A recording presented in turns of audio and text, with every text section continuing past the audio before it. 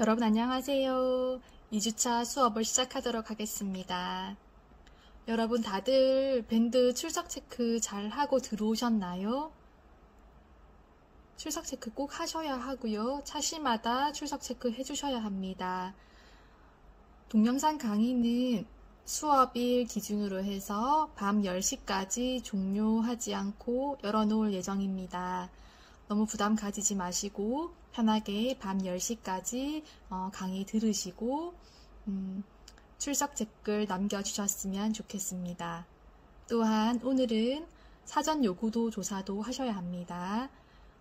밴드를 통하여서 구글 클래스룸 링크를 보내드렸으니 참조하셔서 꼭 조사를 해주시기 바랍니다.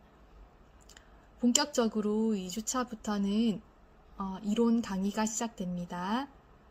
미리 보내드린 PPT 자료를 열어주시고 교과서를 지참하셔서 수업을 진행하는 데 지장이 없으시길 바랍니다. 네, 수업에 집중하실 수 있도록 PPT 화면을 띄워드리도록 하겠습니다. 오늘도 즐겁고 유익한 지역사회 간호학 수업 되기를 바랍니다.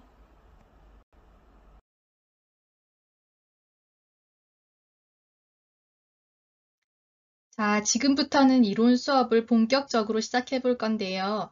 내 수업일 기준으로 해서 최소 3일 전에는 수업 자료를 탑재해 드릴 테니 대략 어떤 내용인지 한번 훑어보시고 수업에 참여하시면 마음이 한결 가벼워질 것 같습니다. 이번 시간에 우리가 배우게 될 내용은 지역사회 간호이론과 간호과정입니다. 그에 따른 학습 목표는 지역사회 간호이론을 이해하는 것이며 자세한 내용은 다음과 같습니다. 목표를 세부적으로 나누어 제시해 두었으니 학습 중에 한 줄씩 읽어보면 수업 전반에 대한 이해가 생길 거라고 믿습니다. 먼저 지역사회 간호이론에 대해 살펴볼 건데요. 이 부분은 2주차에서 4주차까지 총 3번의 수업을 거쳐 다루어질 부분이니 지역사회 간호이론들의 종류와 특징들에 대해 비교해보는 시간들이 되었으면 좋겠습니다.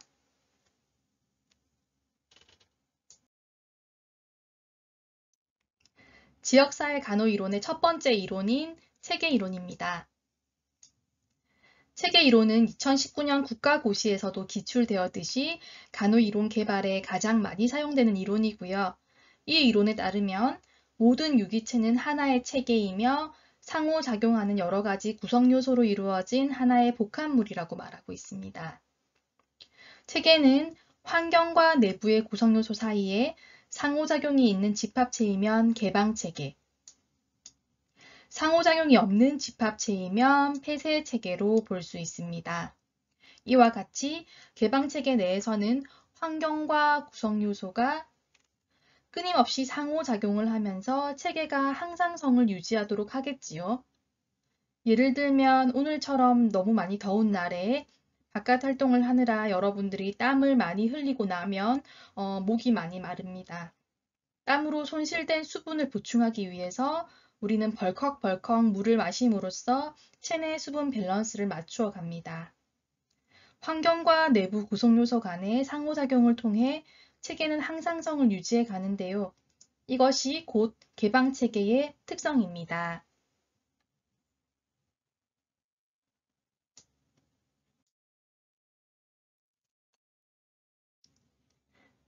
체계의 구조와 기능을 살펴보겠습니다. 체계는 경계, 환경, 계층, 속성의 구조로 나뉘는데 체계를 환경으로부터 구분하는 부분인 경계가 있으며 이와 같은 경계 밖의 세계로 고유의 속성이 변화되도록 하는 요소인 환경이 있습니다. 또한 체계의 배열이 이루어지면 계층적인 유계 질서가 생기는데 하위 체계의 지속적인 활동으로 체계가 유지됩니다. 또한 체계의 부분이나 요소의 특성을 속성이라고 합니다. 체계의 기능에서 네겐트로피는 체계의 질서를, 엔트로피는 체계의 혼잡을 증진시키는 에너지라는 것을 기억하시고 투입, 변환, 산출, 피드백의 과정을 통하여 체계의 기능이 유지되고 있습니다.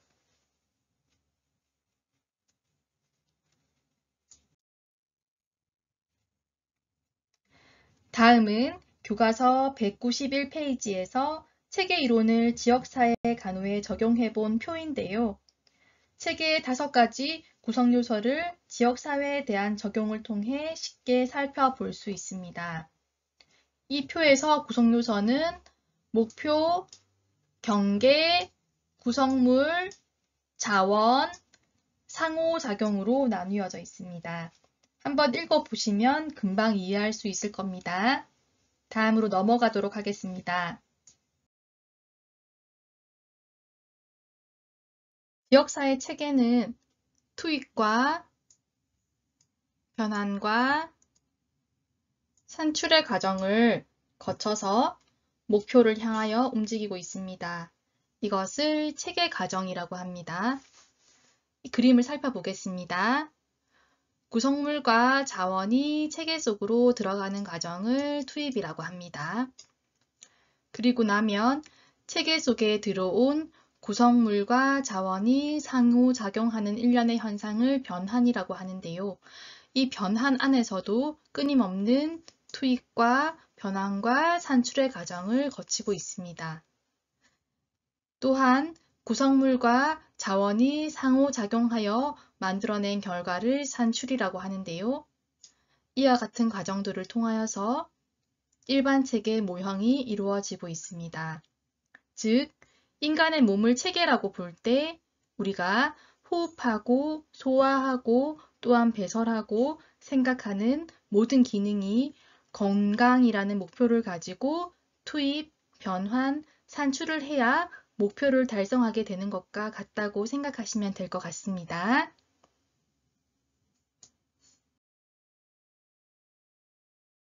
이와 같이 지역사회 체계 내에서도 인적, 물적 자원을 지역사회에 투입하여 간호 과정을 거침으로써 지역사회 간호 목표의 달성이라는 산출에 이르게 되겠지요.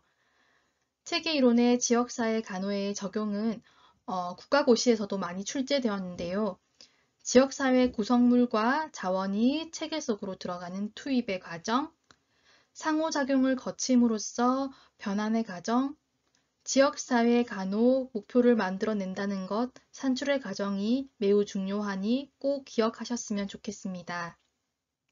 자, 다음은 교환 이론으로 넘어가도록 하겠습니다.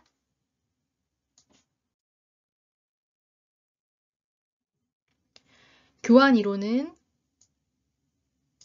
인간이 합리적인 동물이며 최대의 이익을 추구하려는 경향이 있다는 심리적 특성의 전제를 두고 있습니다.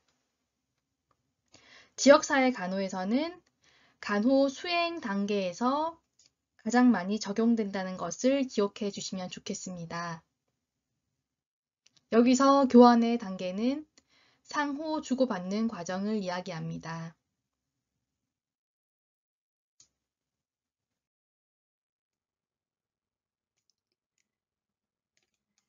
지역사회 간호사는 보건의료 서비스를 지역사회에 전달하고 지역사회는 보건의료 서비스와 지역사회 주민 사이에 상호 교환이 잘 이루어지도록 교환을 위한 단계를 설정하고 조직화를 하며 기준을 설정하고 교환된 결과에 대한 피드백의 전 과정을 계획하고 검토한 후에 제약 요인을 완화합니다.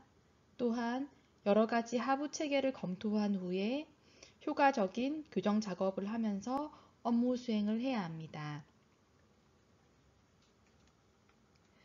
지역사회 간호에서의 교환 과정은 국가고시 문제로도 많이 기출되었는데요.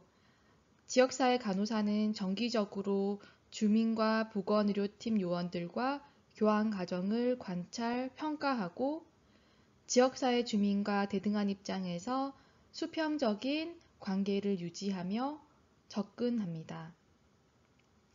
이와 같은 과정을 통하여서 주민과 지역사회 간호사의 긍정적인 교환 과정이 이루어지게 됩니다.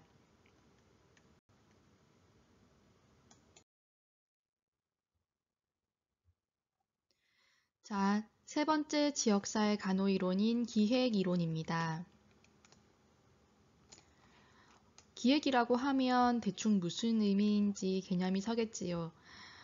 먼저 기획에 대한 내용을 살펴보면 기획이란 사업의 궁극적 목표를 달성하기 위한 구체적인 단계와 방법을 계획하는 것이라고 볼 수 있습니다. 이와 같은 기획의 특성을 살펴보면 기획은 미래지향적이고 목표지향적인 체계적인 일련의 의사결정을 포함하며 변화지향적이고 동적인 과정이라고 볼 수 있습니다.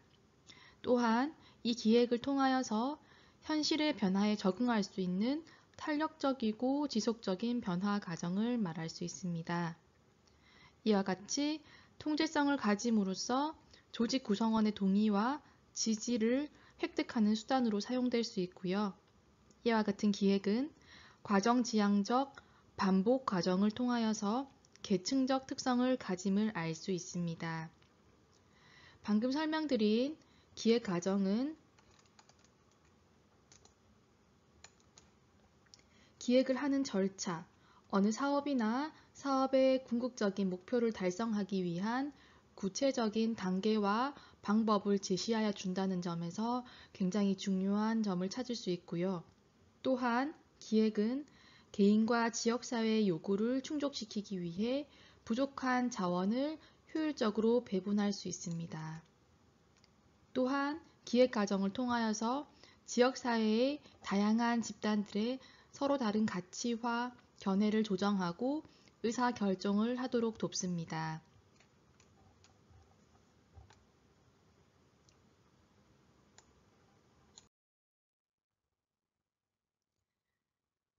이전 슬라이드에서 설명드렸듯이 조금 더 명확한 보건 기획의 필요성을 위하여 다음 내용들을 살펴보도록 하겠습니다.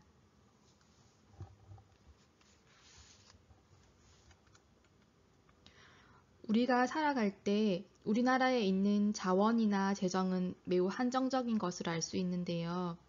우리가 그 상황 가운데서 개인이나 지역사회의 기대를 충족시키기 위해서는 우리가 모든 것을 무제한적으로 사용할 수 없기 때문에 우선순위에 따라서 기대되는 요구와 자원의 배분을 서로 조정할 필요가 있습니다. 이와 같은 과정에서 각종의 요구에 따른 희소 자원의 배분을 위하여서 보건기획이 필요합니다. 또한 지역사회뿐만 아니라 우리가 살아가는 모든 세상은 갈등이 존재하기 마련인데요. 이와 같이 발생한 갈등에 대한 선택의 문제를 해결하는 데 있어서 기획이 필요합니다. 즉, 보건기획은 이해 대립의 조정 및 결정에 있어서 매우 필요한 단계라고 볼 수 있습니다. 다음으로 변화하고 발전하는 지식과 기술 개발에 따른 적용과 합리적 결정 수단을 제공하기 위하여서 보건기획이 매우 필요하다고 볼 수 있습니다.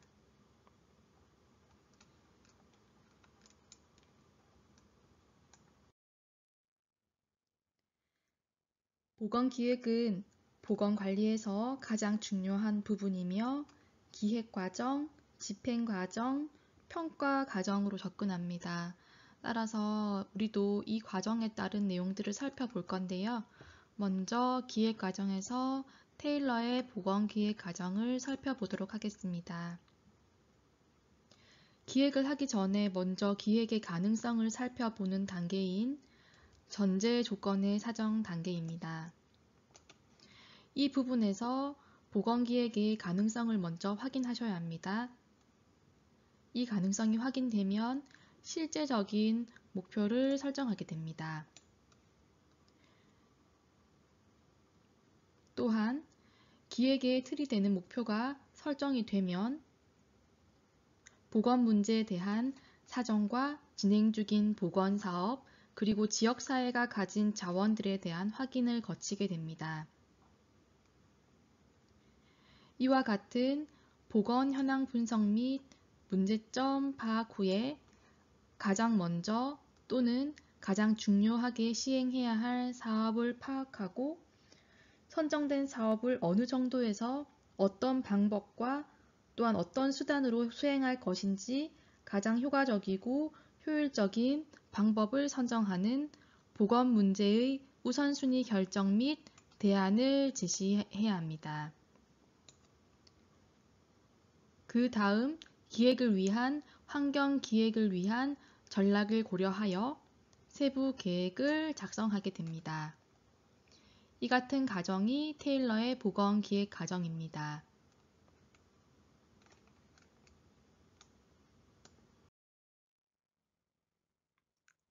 네, 여러분이 보시게 될 이 표는 교과서 페이지 196페이지에 있는 표입니다.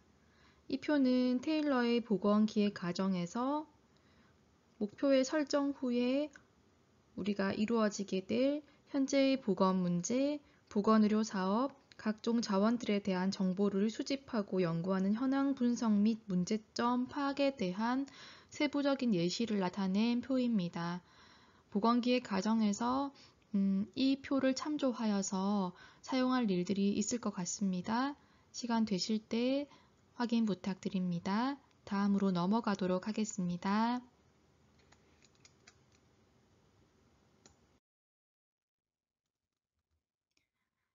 보건기획 과정의 두 번째 단계는 사업 목표 달성을 위한 구체적인 수행을 계획하는 집행 과정입니다. 이 과정에서 우리는 사업 수행을 위해서 조직이 필요할 때는 조직을 설립하고 또 이 조직 설립 과정에서의 필요한 요원이 있다면 사람을 채용하는 과정, 그리고 확보된 자원이나 물자들을 활용할 수 있는 계획들을 시행하는 과정들이 포함됩니다.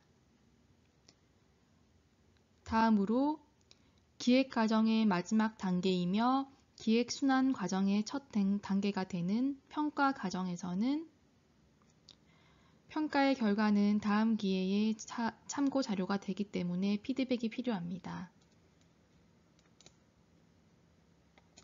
이에 따른 평가 기준의 설정은 내용을 참조해 주시기 바랍니다.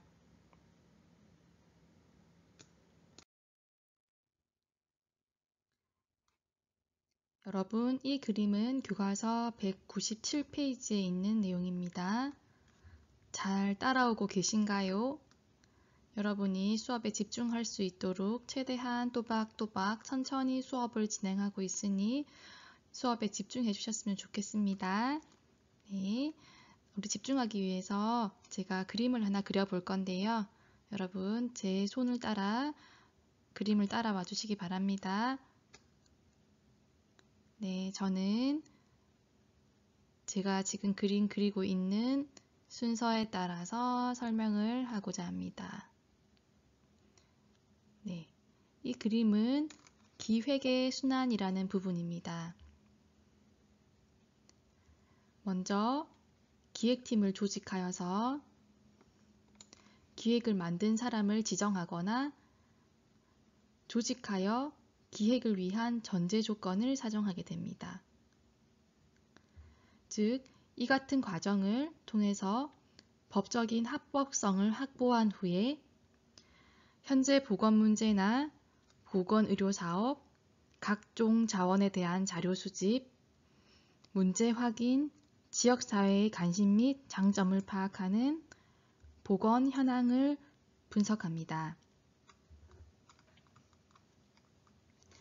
이 같은 현황이 파악되면 우선순위를 설정하고 각종 사업 방법을 연구하는 과정을 통하여서 목적과 목표를 설정하게 됩니다.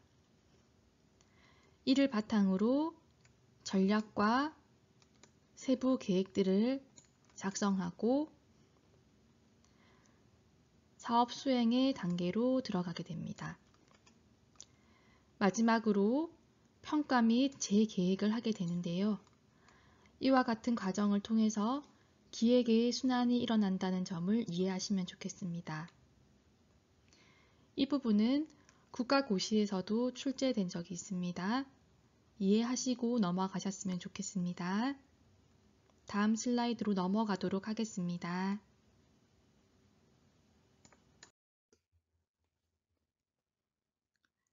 네, 지금부터는 베티 뉴만의 건강관리 체계 이론에 대하여 공부해 보겠습니다. 뉴만의 건강관리 체계 이론은 국가고시에서도 매년 단골로 출제될 만큼 매우 중요합니다. 여러분, 슬라이드와 교과서에 커다랗게 별표를 치고 조금 집중해서 공부해 보도록 하였으면 좋겠습니다. 먼저 뉴만 이론의 특징에 대해서 살펴보았으면 좋겠습니다. 뉴만은 간호 대상자를 개인에 국한하지 않고 가족과 집단, 지역사회를 모두 포함하고요. 그리고 간호활동을 예방활동을 위한 개념으로 설명하여 지역사회 간호학을 포함한 실무 환경에 쉽게 적용할 수 있다는 장점을 가집니다. 여기서 여러분 중요하게 표시해야 될 부분은 간호활동을 예방활동의 개념으로 생각했다는 점입니다. 또한 이 이론에서는 앞서 설명드렸듯이 간호 대상자를 총체적인 인간으로 접근하여서 어떤 단면만 보는 것이 아니라 이들의 생리적이고 심리적이며 사회문화적이고 발달적이고 영적인 변수로 구성된 하나의 체계로서 생존의 필수 요소로 구성되고 있는 기본 구조와 이를 둘러싸고 있는 세 가지 보호막으로 구성되고 있다고 보고 있습니다. 여기서 생소한 단어들이 많이 나오는데요. 방금 제가 말씀드렸듯이 기본 구조는 무엇인지, 또한 이를 둘러싸고 있는 세 가지 보호막은 무엇인지에 대한 의문이 들 것입니다. 생소한 용어이지만 더더욱 이 부분에 대해서 이해하고 넘어가면 어려울 부분이 없기 때문에 다음 그림을 통하여서 베티 뉴만의 건강관리 체계 이론에 대해서 살펴보도록 하겠습니다. 다음 슬라이드로 넘어가겠습니다.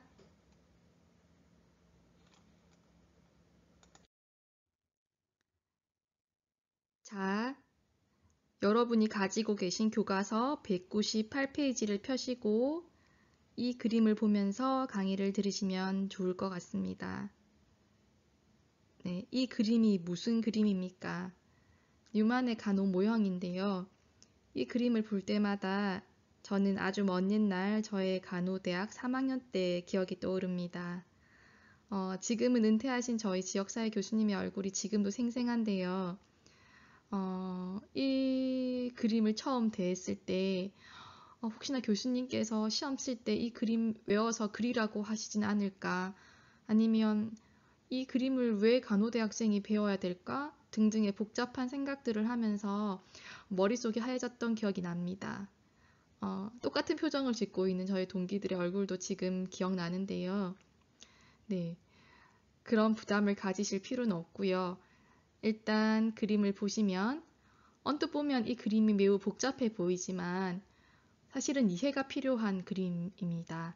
이 그림만 여러분께서 이해하시면 베티 뉴만의 건강관리 체계 이론은 다 이해하셨다고 보면 됩니다. 실제로 이 그림을 이해하고 나면 매우 간단한 원리이기 때문에 크게 당황하지 않으셔도 될 것 같아요. 네. 먼저 뉴만은 인간을 총체적인 존재인 하나의 체계로서 기본 구조와 방어선으로 형성된 체계로 보았는데요. 제가 아까 세 가지 보호막이란 이야기를 하였었죠. 여기서 세 가지 보호막이란 기본 구조를 둘러싸고 있는 저항선, 정상방어선, 유연방어선을 이르는 말입니다. 간호의 목표인 건강은 인간 체계 속의 기본 구조와 이 방어선들이 환경의 변수들인 스트레스 요인들, 이런 요인들을 막아내어서 안정 상태를 이루는 것입니다. 여러분은 이 슬라이드를 계속 보시면 될 것 같고요. 제가 다음 슬라이드를 넘기면서 설명을 하도록 하겠습니다.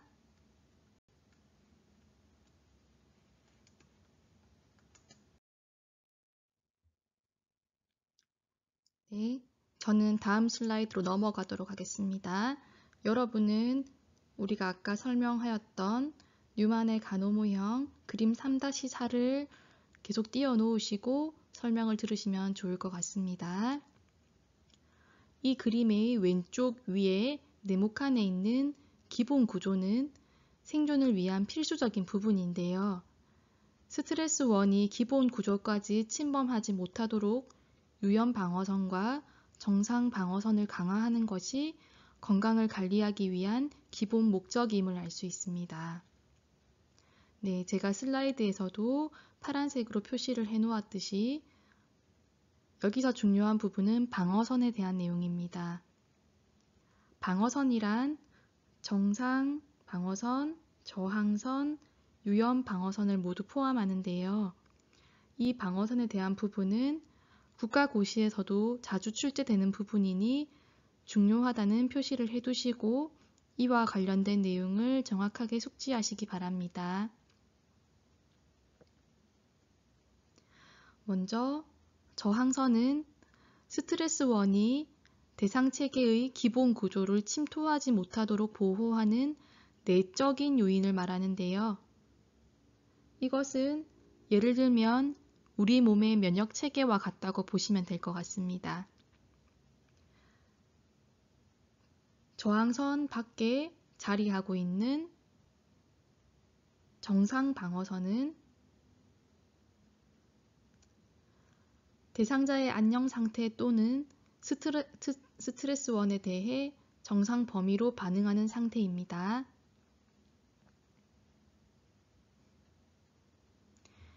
우리가 살면서 경험하는 외부 자극이나 특정한 스트레스가 있을 때 나타나는 정상적인 반응의 범위 정도로 생각하시면 될 것 같습니다. 정상 방어선에 대한 예시를 들어보자면 우리가 삶에 대한 일상적인 대처 유형이라든지 그리고 신체 상태, 유전적 요인, 삶의 유형 등이 있을 것 같습니다.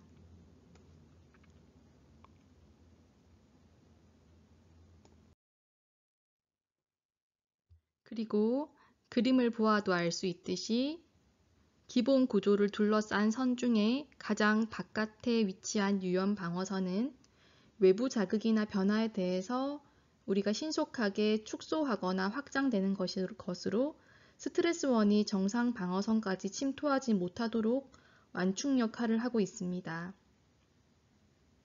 이에 대한 예는 스트레스에 대한 이전 경험이라든지 타 스트레스원의 유무 또는 의료체계, 보건의료 전달체계 등으로 볼 수 있습니다. 또한 환경의 일부로 불균형의 원인이 되거나 긴장을 야기하는 자극, 스트레스원의 강도와 그 수에 따라 영향력이 달라지는 스트레스원이 있습니다.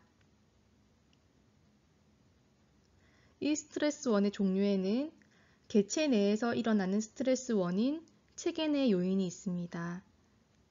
체계 내 요인은 조건 반사, 통증, 불안, 상실 등이 있습니다.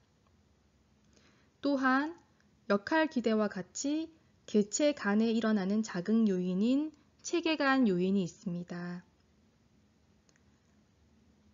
마지막 요인으로 경제적인 상황이나 관습의 변화와 같이 개체의 외부에서 발생하는 요인인 외적 요인이 있습니다.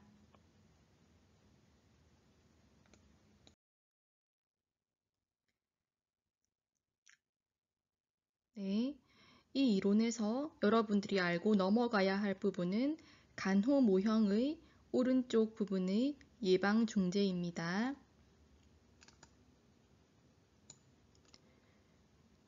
여기서 1차 예방은 대상 체계에서 어떤 증상이 생기지 않은 상태에서 수행되는 간호 중재로 스트레스원을 줄이거나 유연 방어선을 강화하여서 정상 방어선을 보호하는 활동을 말합니다. 2차 예방은 스트레스원이 정상 방어선을 침입하여 저항에 도달함으로써 증상이 나타나기 시작했을 때 시행하는 중재로서 쉽게 말하자면 저항선을 강화시키는 활동을 말합니다. 또한 3차 예방은 스트레스원에 의하여 대상 체계의 균형이 깨진 상태에서 다시 체계의 균형 상태를 재구성하는 중재 활동을 말합니다. 예방 단계에서의 지역사회 간호의 적용은 국가고시에도 자주 출제되는 내용입니다. 따라서 이 부분에 대한 이해를 하시고 그 다음 단계로 넘어가시기를 바랍니다.